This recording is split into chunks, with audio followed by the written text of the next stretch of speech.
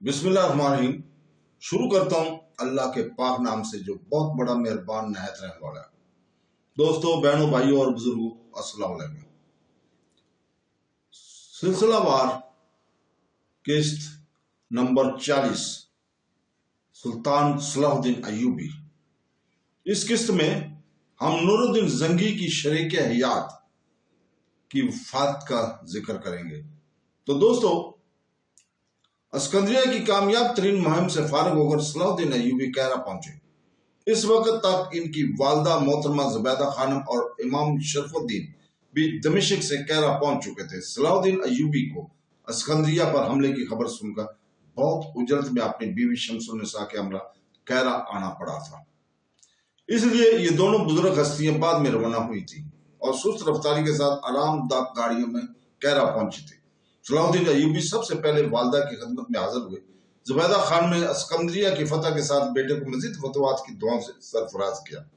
फिर वो अपनी बीवी शम्सुन्निसा से मिला और एक कीमती हार शादी के तोहफे के तौर पर अपनी शरीकियात को नजर किया। मिस्र के खजाने में बहुत से नवादात मौजूद है, मगर वो सब रियाया की अमानत है। सिर्फ ये हार मेरी जाती कमाई का नतीजा है। शम्सुन्निसा ने बड़ी हैरत से अपने इस शोर की तरफ देखा जो एक मालदार इस्लामी रियासत का सरबरा था। मैं बैतुल माल से जितनी रकम जाती खर्च के लिए तैयार लेता हूँ, इससे बस ये एक हार ही बन सकता था। सलाहुद्दीन अय्यूबी ने बावकार मगर मोहब्बत भरे लहजे में अपनी बीवी से कहा, आप एक अजीम मुजाहिद की बेटी हैं, अगर कबूल करें तो मैं अस्कंदरिया की इस फतह को अपनी मोहब्बत के तोहफे के तौर पर पेश करता हूँ। शम्सुन्निसा ने एक नजर शोहर की तरफ देखा और शर्मा कर सर झुका लिया। मैं इस तोहफे को दिलो जान से कबूल करती हूँ, मगर अब भी आप पर बहुत से तोहफे कर्ज हैं और आखिर में तोहफा अजीम। बीवी की बात सुनकर सलाहुद्दीन अय्यूबी को हैरत हुई। फिर इसने मुस्कुराते हुए अपनी शरीक हयात से पूछा, तोहफा अजीम से आपकी क्या मुराद है, वजाहत करें। शम्सुन्निसा भी मुस्कुराने लगी। अगर वजाहत कर दी जाए तो बात का सारा हुस्न खत्म हो जाता है। मजा तो इसमें है कि इधर दिल में ख्याल गुजरे, उधर साथी को खबर हो जाए कि शम्सुद्दीन बहुत ही पढ़ी लिखी खातून थी और इसे बात करने का सलीका भी आता था। इसलिए सुल्तान सलाहुद्दीन अय्यूबी उलझ कर रह गए और वो बार बार अपनी बीवी से तोहफे की वजाहत तलब करते रहे, मगर शम्सुन्निसा यही कहते रहे, आप खुद फैसला करें कि एक मुजाहिद की बेटी और बीवी की शान क्या तोहफा हो सकता है, आप खुद फैसला करें। राजो न्याज मोहब्बत की बातों के लिए अलामत बहुत मुख्तसर थे। अचानक सलाहुद्दीन अय्यूबी के जासूसों ने खबर दी कि शम्सुद्दीन इब्ने मुकद्दम और अमीर हसामुद्दीन हुसैन ने शाम की खुद मुख्तारी का ऐलान कर दिया। सलाहुद्दीन की गम गुमान में नहीं था कि ये दोनों नमक हराम अमीर इतनी जल्दी अपनी गर्दनों से सुल्तान आदल का तौक गुलामी उतार फेंकेंगे। सलाहुद्दीन फौरी तौर पर इमाम शरफुद्दीन की खिदमत में हाजिर हुआ और शेख को इस संगीन तरीन सूरत से आगाह करके इनसे मशवरे का तालब हुआ। इमाम शरफुद्दीन ने किसी तामुल के बगैर शम्सुद्दीन इब्ने मुकद्दम और इब्ने अमीर हसामुद्दीन पर लश्कर कशी का फतवा जारी कर दिया। इन दोनों से यहाँ तक जंग करो कि इनकी सरकश बगावत की आखिरी अलामत तक मिट जाए। अगर तुम इन पर काबू पालो तो बिला तारीख कत्ल कर देना, वरना खराब जमीन से खराब फसल ही फूटती रहेगी। सलाहुद्दीन अय्यूबी ने फौरी तौर पर एक बरक रफ्तार कासिद अपने बड़े भाई शम्सुद्दौला तौरान शाह की खिदमत में भेजा, जो इस वक्त यमन का हाकिम था। सलाहुद्दीन ने अपने खत में तहरीर किया था, यमन को अल्लाह की हिफाजत में छोड़ दो और अपनी तमाम फौज लेकर शाम की तरफ बढ़ो। इसके बाद सलाहुद्दीन ने मिस्र का इंतजाम अपने छोटे भाई सैफुद्दीन मलक आदल और सलाल अब्दुल्ला कुरैशी के सुपुर्द किया और निसफ फौज लेकर शाम की तरफ बढ़ा। शम्सुद्दीन इब्ने मुकद्दम और शाह यरूशलेम के दरमियान पहले ही एक दूसरे की मदद का मुआहदा तय पा चुका था। इसके नतीजे में शाम और बानियास के ईसाई सिपाही इन दोनों खुददारों के सफों में शामिल हो चुके थे। शम्सुद्दीन इब्ने मुकद्दम और अमीर हसामुद्दीन इंतहाई नाम के हालत में थे। एक तो इन्हें सलीबियों की भरपूर फौजी इमदाद पर भरोसा था और दूसरे इस बात का यकीन था कि सलाहुद्दीन अय्यूबी किसी भी हाल में मिस्र को छोड़कर शाम नहीं पहुंच सकता। फिर जब सलाहुद्दीन अय्यूबी एक लश्कर जरार के साथ शाम के नवाही इलाके में पहुंचा तो शम्सुद्दीन इब्ने मुकद्दम अमीर हसामुद्दीन शदीद हैरत की हालत में अपनी फौज लेकर सलाहुद्दीन की पेशकदमी के रोकने के लिए आगे बढ़े। ابن مقدم کے لشکر میں 5000 مسلمان سپاہی تھے اور 10,000 صلیبی فوجی۔ جب دونوں لشکر آمنے سامنے ہوئے تو صلاح الدین ایوبی نے اپنی فوجی علم بردار کو حکم دیا کہ وہ اسلامی پرچم بلند کرے۔ یہ وہی پرچم تھا جسے سلطان نور الدین زنگی میدان جنگ میں استعمال کیا کرتے تھے۔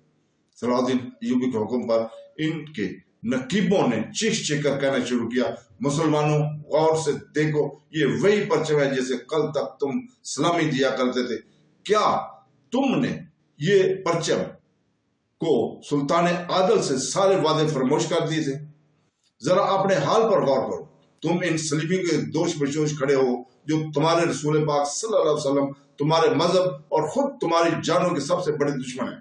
آج تم ان درندوں کو خوش کرنے کے لیے اپنے بھائیوں کے گلے کاٹو گے، کل یہی درندے مطلب نکل جانے کے بعد اپنے خنجر تمہاری گردن میں پوست کر دیں گے۔ یہ ایک ایسی جذباتی تقریر تھی جسے سن کر شامی مسلمان رونے لگے، اور پھر چند لمحے بعد ہی ابن مقدم کو چھوڑ کر صلاح الدین کے لشکر سے جا ملے۔ مشکل سے 100-150 سپاہی ابن مقدم کے ساتھ رہ گئے، جنہیں بڑے بڑے عہدوں اور مالی وزراء کی لالچ دی گئی تھی۔ شامی سپاہیوں کی واپسی کا منظر دیکھ کر صلاح الدین ایوبی کے آنکھوں میں آنسو آ گئے۔ پھر اس نے آسمان کی طرف دیکھتے ہوئے انتہائی رقت انگیز لہجے میں کہا، اے ذات مقدس، یہ تیرا احسان عظیم ہے کہ تو نے بھٹکتے ہوئے لوگوں کو صراط مستقیم کی طرف موڑ دیا۔ اب یہ لڑائی ان سے ہوگی جو تیری وحدانیت کے منکر ہیں۔ صلیبی تو اس خیال سے میدان جنگ میں آئے تھے کہ وہ شامی سپاہیوں کو اگلے مورچوں پر رکھ کر مسلمانوں سے لڑائیں گے۔ پھر جب صلاح الدین کا لشکر ڈال ہو جائے گا تو آگے بڑھ کر ایک بھرپور زور لگائیں گے اور شام پر قبضہ کر لیں گے۔ مگر جب انہوں نے شامی سپاہیوں کو الگ ہوتے دیکھا تو ان کے ہوش اڑ گئے۔ صلیبی سالار گرانٹ نے فوری طور پر عیسائی سپاہیوں کو امن کا سفید جھنڈا دے کر صلاح الدین کے پاس بھیجا۔ ہم شمس الدین ابن مقدم اور امیر حسام الدین کی دعوت پر شام آئے تھے، ورنہ ہمارا تمہارا کوئی جھگڑا نہیں، ہمیں راستہ دے دو، ہم اسی وقت واپس جا رہے ہیں۔ صلاح الدین ایوبی نے انتہائی غضبناک اور نفرت انگیز لہجے میں عیسائی قاصد کو جواب دیتے ہوئے کہا، اب تو جنگ ہی تمہاری واپسی کا فیصلہ کرے گی۔ اگر تم ہماری صفوں کے درمیان سے راستہ بنا سکتے ہو تو واپس چلے جاؤ۔ جیسے ہی عیسائی قاصد صلاح الدین ایوبی کا جواب لے کر صلیبی سالار گرانٹ کے پاس پہنچا، لشکر اسلام نے عیسائی فوج پر حملہ کر دیا۔ صلیبی فوج اس حیثیت میں نہیں تھی کہ وہ یلغار کا جواب یلغار سے دے سکے۔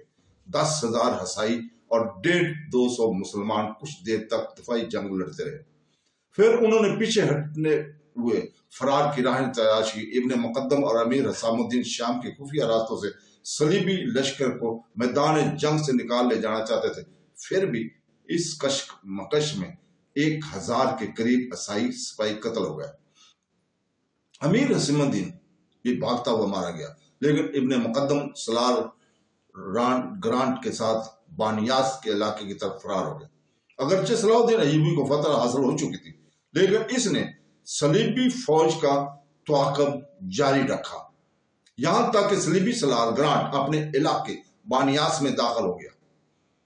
گرانٹ کا خیال تھا کہ صلاح الدین ایوبی بانیاس کے سرحد سے شام کی طرف واپس لوٹ جائے گا، لیکن اس وقت صلیبی کی حیرت کو کوئی امتحان نہ رہی جب اسلامی لشکر بانیاس کے حدود میں داخل ہو گیا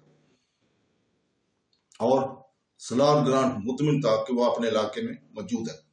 وہ اس بات کو باقی فوج بھی بانیاس کا دفاع کرنے میں شریک ہو جائے گی۔ اس طرح صلیبی سپاہ کو لشکر اسلام پر عددی برتری حاصل ہو جائے گی۔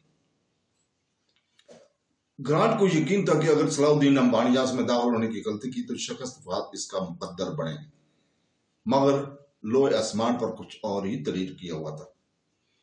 صلاح الدین ایوبی اور اس کا لشکر اس جان بازی کے ساتھ لڑا کہ صبح سے غروب آفتاب تک اس جنگ میں ہزاروں صلیبی لقمہ اجل بن گئے، اور سالار گرانٹ رات کے اندھیرے میں بچے کچے سپاہیوں کے ساتھ فرار ہو گیا۔ غدار شمس الدین ابن مقدم بھی اس کے ہمراہ تھے۔ یہ وہی بانیاس تھا جس کے کچھ حصے پر عیسائیوں کا قبضہ تھا، باقی حصہ غدار ابن مقدم نے صلح کرتے وقت صلیبیوں کو بطور تحفہ دے دیا تھا۔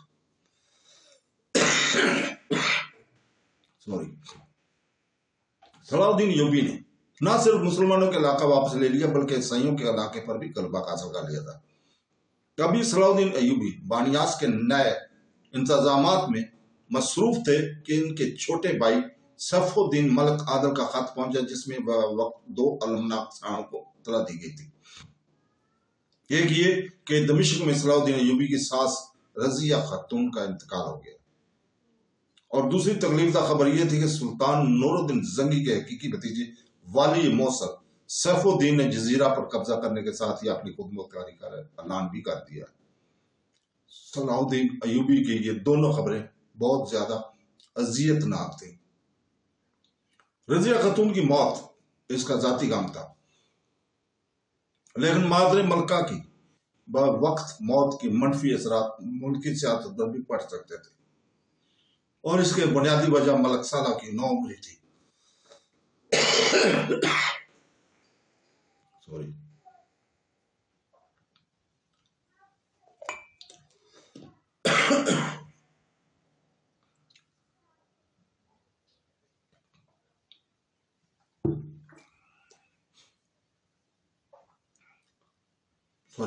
دوستو، اب اس کے سر پر کسی ایسے بزرگ کا سایہ نہیں رہا تھا جو اسے اپنی بات ماننے پر مجبور کر دیتا۔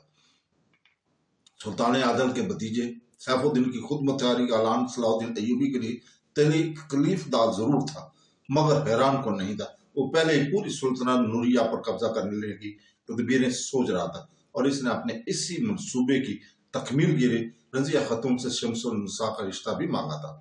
انکار کی صورت میں سیف الدین نے اپنی محترم چچی کی جس قدر گستاخانہ خط تحریر کیا تھا، اسے پڑھ کر ہی اندازہ کیا جا سکتا تھا کہ مستقل قریب نے سیف الدین کے کیا ارادے ہوں گے۔ اگر وہ صرف اپنی خود مختاری کے اعلان پر قناعت کرتا، یہ ایک فطری عمل ہوتا، کیونکہ موصل کا علاقہ اس کی آبائی جاگیر میں شامل تھا، لیکن اپنی حدود سلطنت سے نکل کر جزیرہ پر قبضہ کر لینا سیف الدین کی بدنیتی کی آمازی کا رہا تھا، اور انسانی حرص و حواس اور بدنیتی کی کوئی انتہا نہیں تھی۔ صلاح الدین ایوبی کو یقین ہو رہا تھا کہ سیف الدین مزید گل کھلائے گا، مگر وہ اس وقت مجبور تھا۔ خاموشی سے تماشا دیکھتا رہا، پھر بھی اس نے اپنی بیگم شمس النساء کو طویل تعزیت نامہ تحریر کیا، جس کی ایک ایک حرف سے بے لوث محبت کی خلش اور خوشبو پھوٹ رہی تھی۔ لکھا تھا، میری شریک سفر، تم اللہ کی سلامتی ہو، تم اندازہ کر سکتی ہو کہ اس اندھدھن اور جانگداز خبر سے مجھ پر کیا گزری ہوگی، مگر میں اس وقت اتنا مجبور ہوں کہ تمہاری تالیف قلب کے لیے کہرا نہیں پہنچ سکتا جب تک بانیاس کا قضیہ ختم نہیں ہو سکتا۔ میں شام میں مقیم رہوں گا، تم ملک عادل کے ساتھ دمشق چلی جاؤ، میں اس فہم سے فارغ ہوتے ہی آپ کو ملوں گا۔ اس کے ساتھ ہی صلاح الدین ایوبی نے ایک تعزیت نامہ سلطان ملک سالہ کے نام بھی تحریر کیا، جس میں والدہ کی جدائی کی جذبے کو برداشت کرنے کی تلقین کے ساتھ جدید عہد بھی کیا گیا تھا۔ جب تک میں زندہ ہوں، سلطنت نوریہ کے استحکام کے لیے کوشش جاری رکھوں، آپ بھی چاپلوسی اور شامدی امیروں سے الگ رہیں۔ نمک حرام ابن مقدم کا قصہ پاک ہوتے ہی میں خود بھی حاضر خدمت ہو جاؤں گا۔ صلاح الدین ایوبی کا یہ خط اطاعت اور وفاداری، احسان شناسی اور محبت کی یادگار دستاویزات تھا، مگر گمشتگین نے صلاح الدین کے اس دعوت نامے کو صلاح الدین سلطان ملک سالہ کے سامنے انتہائی غلط رنگ میں پیش کیا۔ گمشتگین سلطان ملک سالہ کا مشیر اعلیٰ تھا۔ سلطان نور الدین زنگی کی وفات کے وقت وہ قلعے کے نائب منصب دار کے چھوٹے سے عہدے پر فائز تھا، ذاتی طور پر انتہائی چرب زبان، خوش آمدی، خود غرض، یار و باش انسان تھا۔ سلطان عادل کے انتقال کے بعد گمشتگین نے 40 دن تک اپنے حکمران کی موت کا شوق اس طرح منایا کہ وہ ہر وقت ماتمی انداز میں گرہ آزاری کرنا چاہتا تھا۔ بار بار رضیہ خاتون کی خدمت میں حاضر ہوتا تھا اور چیخ چیخ کر کہتا تھا، عدل و انصاف کا سورج غروب ہو گیا اور زمین پر گہری تاریخ چھا گئی، ہائے میرے آقا، ہائے میرے بادشاہ۔ رضیہ سلطان ایک صاف دل اور سچی خاتون تھی۔ وہ گمشتگین کی اس مکرانہ گرہ آزاری سے متاثر ہو کر اسے خاندان زنگی کا بہت بڑا ہمدرد سمجھنے لگی۔ اس طرح وہ سلطان ملک سالہ کے حلقے میں شامل ہو گیا اور ترقی کرتے کرتے نو عمر حکمران کا مشیر خاص بن گیا۔ گمشتگین چونکہ فطرتاً ایک کمینہ انسان تھا، اس لیے دوسرے امراء کی کمزوریوں پر نظر رکھتا تھا۔ پھر وہی کمزوریاں ثبوت کے طور پر اور ملکہ رضیہ خاتون کے سامنے پیش کر دیا کرتا تھا۔ نتیجن گمشتگین کو خاندان زنگی میں ایک مخلص اور معتبر رکن سلطنت سمجھا جانے لگا تھا۔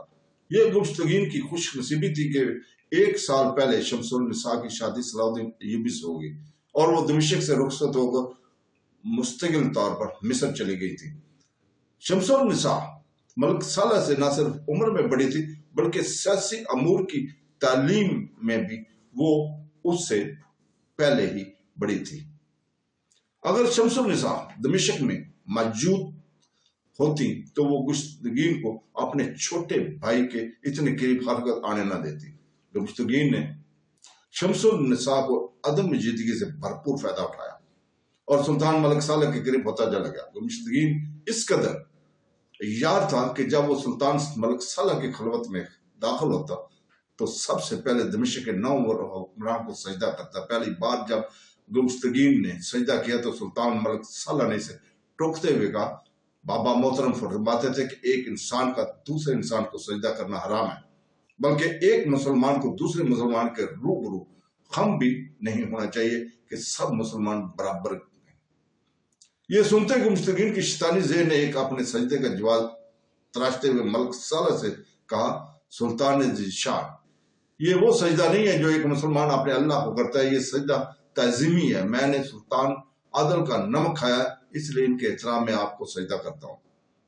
یہ میری وفاق کا ثبوت ہے۔ اگر باقی عمرہ بھی مخلص ہوتے تو وہ بھی میری طرح آپ کو سجدہ ضرور کرتے۔ ملک سالہ کو معصوم ذہن پر یہ بات نقش ہو کر رہ گئی اور وہ گمشتگین کی قریب تر تقریب آ گیا۔ جب تک مادر ملکہ رضیہ سلطان زندہ رہی وہ بیٹے کی شب و روز پر گہری نظر رکھتی تھی۔ وہ اپنی معلومات کے حد تک ملک سالہ کی سیاست کو نشیب فراز سمجھاتی رہتی تھی۔ پھر جیسے ہی رضیہ خاتون کی آنکھیں بند ہوئی گمشتگین کی بن آئی۔ اس کے راستے کی آخری دیوار بھی گر گئی تھی اور اسے کھل کر کھیلنے کا موقع بھی مل گیا تھا۔ جس دن رضیہ خاتون کا انتقال ہوا ملک سالہ پر رنج و غم کا پہاڑ ٹوٹا پڑا۔ مشفق بات کے بعد آخری مہربان ہستی بھی دنیا سے رخصت ہوگی۔ روتے روتے ملک سالہ کی آنکھیں سوج گئی تھی۔ تدفین کے بعد جب رات آئی تو ملک سالہ اپنے مخصوص کمرے میں اداس بیٹھا تھا۔ گمشتگین اس کے پیروں پر رکھ کر کچھ دیر تک روتا رہا، پھر سلطان ملک سالہ سے کہنے لگا، سلطان ذیشان، آپ کچھ دیر کے لیے سو جائیں۔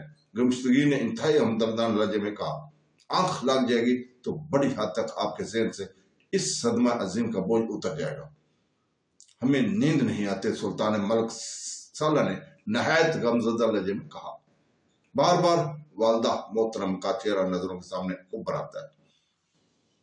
گمشتگین فوراً ہی سلطان ملک سالہ کے کمرے سے نکل گیا اور پھر تھوڑی دیر بعد واپس آیا تو اس کے ہاتھ میں ایک برونی جام تھا جو شراب سے لبریز تھا۔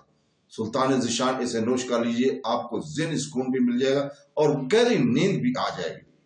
یہ تو شراب ہے، ملک سالہ نے چونک کر کہا، اور مذہباً بھی حرام ہے اور صحت کے لیے بھی یہ اچھی چیز نہیں ہے۔ گمشتگین بڑا شاطر اور چرب زبان تھا۔ اس نے قرآن کریم کی ایک آیت کا حوالہ دیتے ہوئے کہا، اگر تم حالت اضطراب کا شکار ہو جاؤ تو مردار بھی کھا سکتے ہو۔ اس وقت آپ پر رنج و غم کا پہاڑ ٹوٹ پڑا ہے۔ اس اذیت و کرب کو دور کرنے کے لیے آپ شراب نہیں پی رہے ہیں بلکہ وہ دعا کو استعمال کر رہے ہیں۔ جب آپ کی یہ کیفیت زیادہ ہو جائے تو شراب ترک کر دیجیے گا۔ سلطان ملک سالہ نے گمشتگین کی بات کو حیرت کے ساتھ سنا۔ فتنہ گر کو اپنی چال کامیاب ہوتی نظر آ رہی تھی۔ لوگ کچھ بھی کہیں مگر حقیقت یہ ہے کہ شراب اور رقص بادشاہوں کی شان ہے۔ اگر کوئی حکمران ان چیزوں کا استعمال نہیں کرتا تو پھر اس میں اور ریا میں کیا فرق رہ جاتا ہے؟ دراصل بادشاہی ہے جو شاہانہ روش اختیار کرے تاکہ عوام پر اس کا روب و جلال قائم رہے۔ اس قسم کی مزید دلائل سن کر سلطان ملک صالح کا ناپختہ ذہن بھٹک گیا اور وہ اپنے مشیر اعلیٰ کے قریب آ گیا۔ پھر اس نے اپنی والدہ کے غم کو بھولنے کے لیے وہ حرام چال حلق سے اتار لیا جو مزے میں انتہائی تلخ تھا۔ تھوڑی دیر بعد سلطان صالح بے ہوشی کی حالت تک گہری نیند سو گیا تھا۔ گمشتگین کے ہونٹوں پر شیطانی مسکراہٹ ابھر آئی۔ وہ ایک شاہین بچے کو زیر دام لانے میں کامیاب ہو گیا تھا۔